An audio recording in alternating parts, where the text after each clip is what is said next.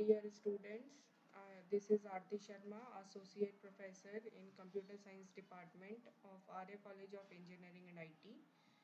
In today's lecture, we are going to discuss about perceptron in neural networks. It is a part of Unit 4 Learning Artificial Intelligence.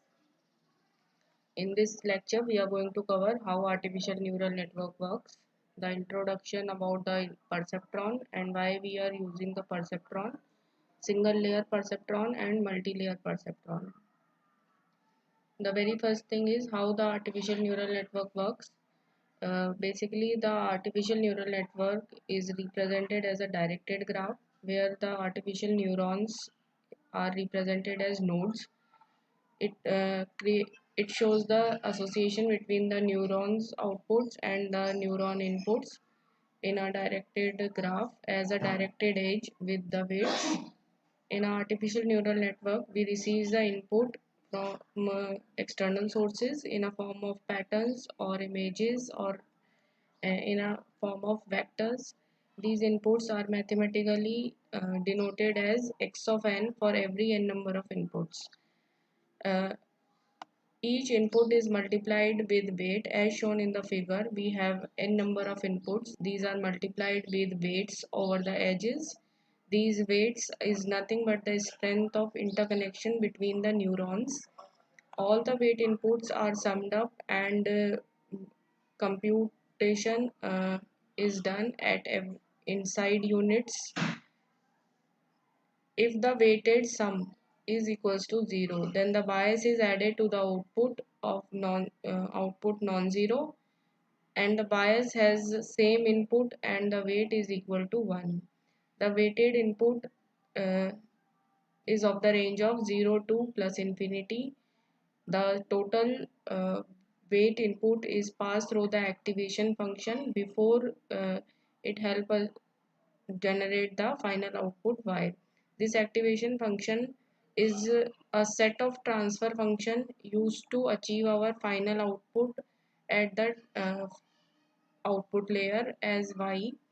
If there is any error, it will if then the error signal will be back propagated to the input layer and help us to generate a final output correctly.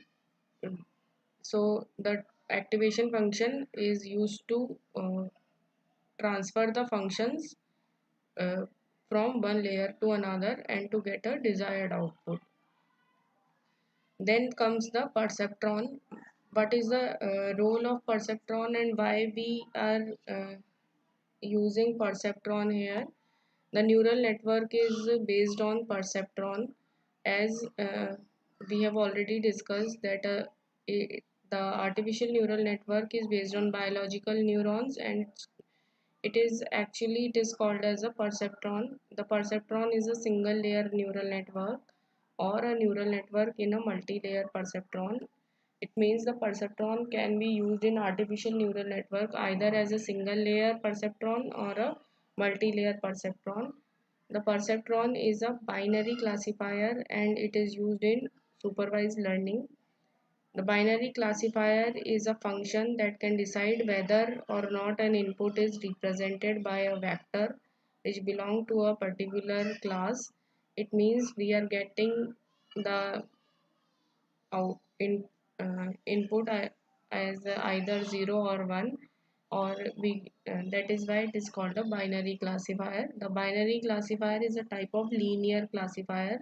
The linear classifier is a classification algorithm which help us to predict based on the linear prediction function and combine the set of weights with the feature input vectors. The perceptron algorithm help us to design and categorize the inputs into one or two types, the classify the visual inputs and separate the groups with a line. The classification is a part of either image processing or machine learning. So we can use the perceptron for image processing or either in various application areas of machine learning. Then comes the point that how the perceptron work. The perceptron works in three simple steps. The first step is all the input x are multiplied with the weights and it is denoted as Suppose it is denoted as K. This step is essential because the output of this step will be the input for the next layer or next step. So means we are going to multiply the x factor with the weights, these w's, and generate the result for the next layer. In the next layer we will add all the multiplied values from k1 to kn. K1 to kn is nothing but the weighted sums. The weighted sums will be treated as an input to the next step or the next layer. The weighted sum is like that: if we have 5 weights or 5 inputs, then the k factor will be indexed from 1 to 5, or it will be counted from 1 to 5. The 1 to 5 are nothing but the terms we start with the initial input to the last input we are getting. And according to the diagram we are getting 5 inputs, so it will be continued from 1 to 5, and we summed up all the uh, multi uh, summed up all the multiplication factors of x of I and w of I. So it will help us to generate a factor of summation of k for n number of items. Then the weighted sum will be transferred to the next layer, which is used to calculate which is calculated in the previous layer. It is transferred and is applied to the correct activation function. Suppose for example a unit step activation function will be represented like this. If a unit step is used, then the threshold value will be 1. So the threshold activation function is having either 0 value or 1 value. 0 if the 0 is more, means if the x is less than 0, then it will be counted as 0, and if the x factor is more than equal to 0, it will be counted as 1, and it will help us to generate the final output. So the activation function will help us to generate our final result and help us to set a threshold value for the results. There are two type of architectures we are using here for the perceptron application implementation. So the first one is the single layer perceptron and the second is the multi-layer perceptron. First one is the single layer perceptron. It is a single processing unit of any neural network. The perceptron, this sort of perceptron is a linear classifier and it is used in supervised learning. It helps us to organize the input data. The perceptron is a neural network that unit that does a computation task to detect the features in the input data. The perceptron is used to classify the data as either two parts, and it is also called as a linear binary classifier. According to the single layer perceptron, our goal is to find a linear decision function measured by the weight vector W and the bias parameter B. The single layer, according to the diagram, we have to calculate this factor summation and the bias factor, and here we will get the input as W of I and X of I multiplication of summation plus the bias factor. The single vector represent perceptron is calculated by the following steps. For calculating the sum of input vectors multiplied by the elements of the vector, which increases the amount of components of the vector of weights. So we have suppose we have these inputs and these are the number of weights we have to multiply them all and get the summation results as wi into x of I. The value that is displayed in the output is the input of an activation function. uh, this is the final output y uh, of cap. This is nothing but the input from the activation function. It is limited to perform a pattern classification with the two classes.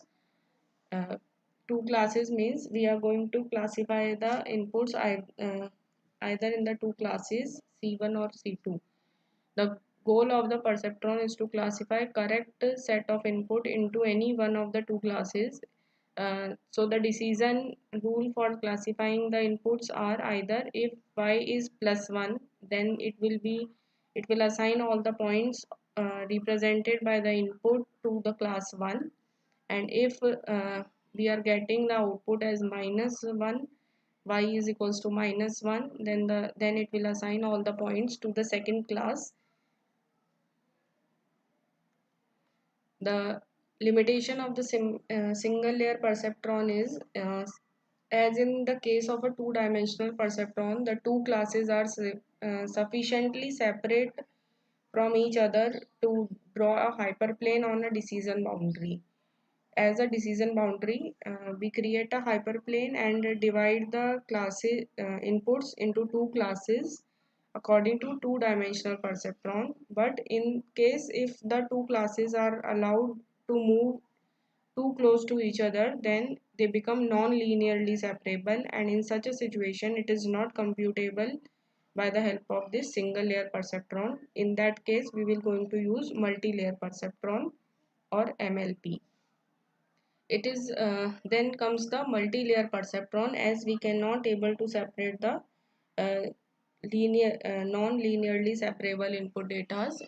So we are going to use multi-layer perceptron. It is defined as a complex architecture of our ANN. It is formed from the multi layers of perceptron, as we have number of hidden layers in this architecture. In this network, we use this network will be used for supervised learning formats. The multi-layer perceptron is a feed-forward ANN that is generating a set of outputs from a set of inputs. It is characterized by several layers of input data. Uh, we are getting in the nodes connected as a directed graph between the input and the output layers. We use a backpropagation algorithms for training the network. These networks are called the multi-layer perceptron, and they are fully connected. The single flow in forward direction from right to left. Uh, the signal propagation in this network is divided in two types: functional signal and the error signal. The functional signal is nothing but the input signal propagated in forward network and produces the final output from left to right. It means if we are getting functional signals, it will be propagated from left to right in the diagram according to the network from input to output layer. If the and then second is the error signal. It is nothing but the signals that propagate backward or from right to left. It originates from the output layer and propagate for the error correction to the input layer for the correction of the errors. The characteristics of MLP are, as it is hard limiting in case of single layer perceptron, uh, but MLP is smooth due to the non-linearity or the use of sigmoid function. Due to the presence of multiple hidden layers in the network, we can able to learn complex tasks by the supervised learning, which is not possible in single layer perceptron. The limitations of multi-layer perceptron are, as we need a large theoretical analysis, which is difficult due to the non-linearity and the high degree of connections or the higher number of hidden layers in the network. It is difficult to implement and to analyze the due to the non-linearity of the network. Second is, it is difficult to decide which input patterns represent the by the which hidden neuron. So it is difficult without any pre-knowledge or detailed knowledge of the network. We cannot able to analyze the input patterns. And the last is, as we use back propagation algorithms, and it is difficult to implement the back propagation algorithm. It is complex to use supervised methods in layer multi-layer perceptron. So it is difficult to implement backpropagation algorithm in MLP. I think this information is beneficial to learn what is perceptron and what is single layer perceptron and multi-layer perceptron. Thank you.